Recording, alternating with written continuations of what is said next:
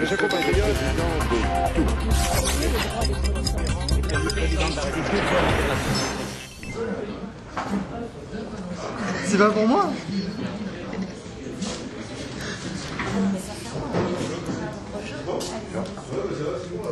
Bonjour monsieur. Alors ne vous inquiétez pas, c'est pour les podcasts d'Europe 1. Oui, vous savez, je connais. Je parle plus d'ailleurs. On a fait une campagne de fou, avec beaucoup d'initiatives, beaucoup de présence sur le terrain, une mobilisation de toute Europe 1, de bons résultats et une bonne image parce que nous avons été créatifs et impartiaux. C'est pas du tout pour tourner la question, mais je crois qu'on s'est, comme souvent dans ces cas-là, emballé il y a quelques mois avec des grands débats pour savoir si c'était national ou local. La réalité, c'est que les Français, ils connaissent bien le fonctionnement de la démocratie. C'est la manière de vivre dans les villes, de gérer les villes, de penser à l'urbanisme, de penser à l'écologie, de penser à la pollution, de penser à l'aide aux personnes défavorisées, aux personnes âgées, etc., à l'immigration, à la sécurité.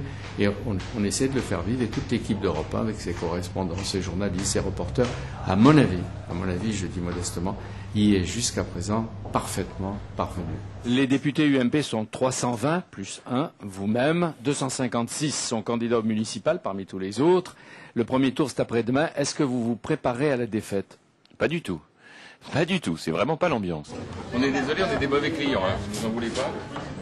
D'abord, il était fatigué, m'a-t-il dit en arrivant, parce qu'il a fait un meeting hier où il a parlé pendant 1 heure devant 1500 personnes. Et en même temps, il a comme le sentiment, on va voir dans 48 heures s'il s'est trompé, que ça se redresse un peu pour les siens.